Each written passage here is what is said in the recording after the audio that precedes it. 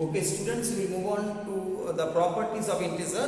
Last week I have taught you, you remember, I have taught you about, process property, commutative property, associative property, and all this property I remember. If you can recollect some of the things, it will be better. Now I will once again revise and teach you. Integers property, before you do addition and so now you must know property.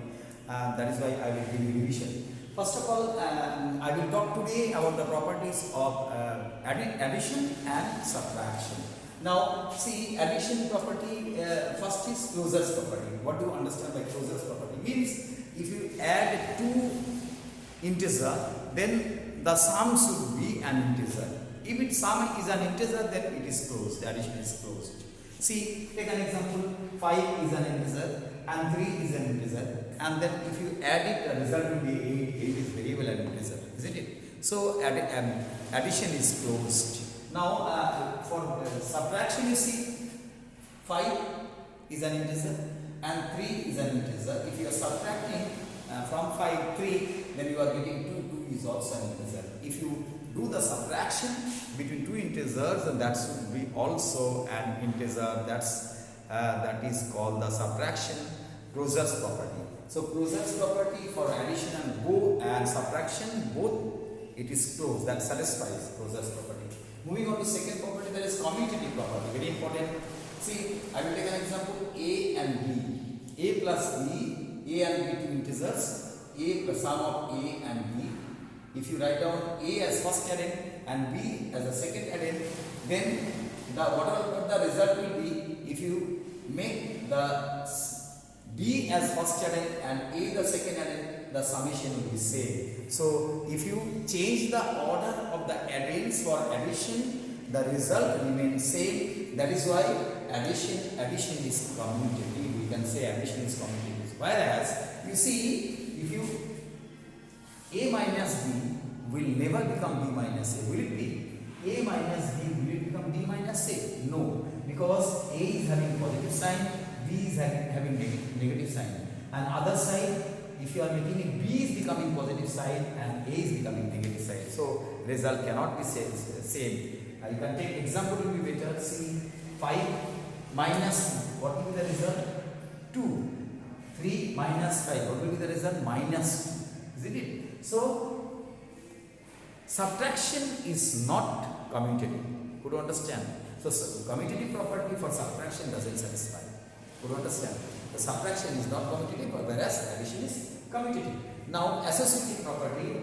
Associative property of addition is what? Two integer, if you add, there are 3 integers suppose. If you add first 2 integer, then with the sum, if you add the second integer, third integer, and next time what you do, you add the second and the third integer, with the sum you add the first integer, result will become same.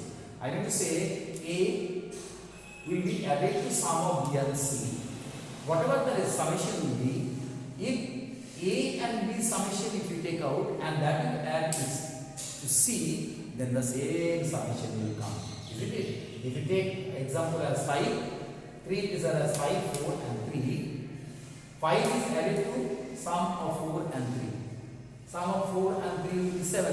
5 plus 7 is 12. But if you take first addition of 5 and 4, two integers, first two integers, that will become 9. 9 plus 3 is 12.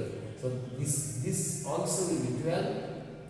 Right hand side also will be 12. So under addition it is associative.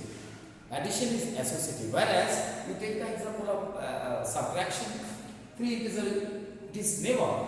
3 integer as A, B, C. A minus within bracket B minus C will never be equal to A minus B within bracket, and that is from there C is subtracted.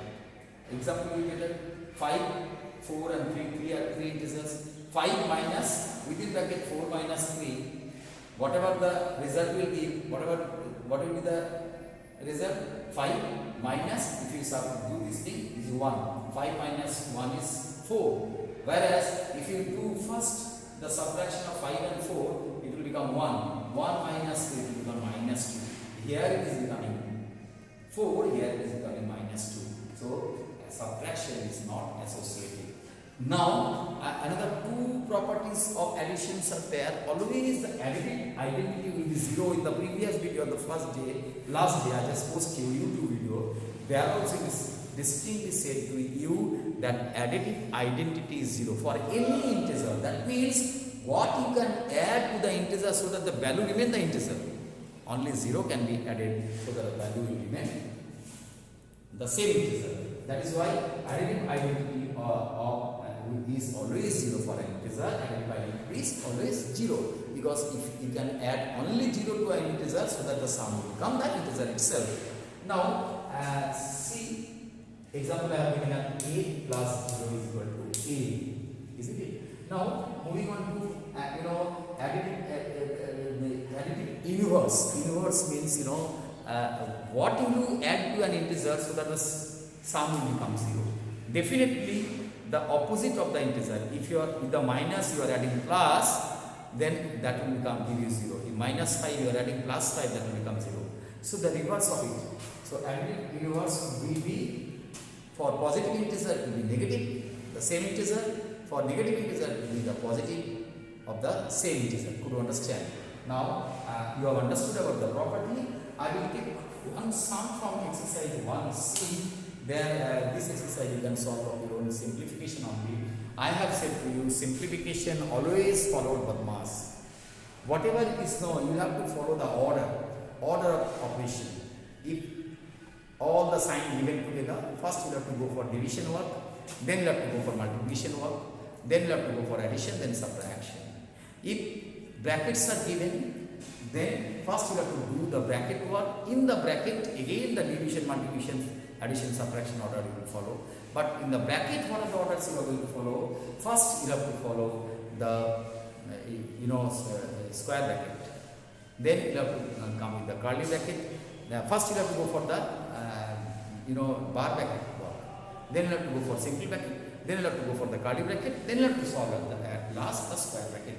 Then when the bracket work gets over, again go for the order division, multiplication, addition and subtraction. This all order will follow. Here in this exercise only addition, subtraction of the integer is given. So I have taken question number 191. See, 1000 the integer is plus integer it is 1234. Then added to 762 is added to it. Again, what is added to it? 2467, which is a negative integer is added to this. Then again 3468 a positive integer added to it. Then a negative integer 9802 is added to this. So what you do, first you remove the bracket. I said if you remove the bracket, it will become same only, plus only. Then plus minus, this value will become minus 2467. Then this remains same, and this value also will become plus minus, so 9802. Now you need to separate all the positive integers and add, and the negative integers and add. Then later on subtraction. After subtraction, which integer is the greater one among means numerical value, which integer's absolute value is greater one, and what sign it is carrying, that sign you have to put in the result. So all the adding you have kept, all the plus sign integer you have kept separately, all the minus negative integer are kept separately. As summation of all the positive integers become 5464, and summation of negative integers became 12269. Definitely absolute value of this integer is more, so this integer can carry negative sign, so negative sign will be the result, but operation has to be subtraction.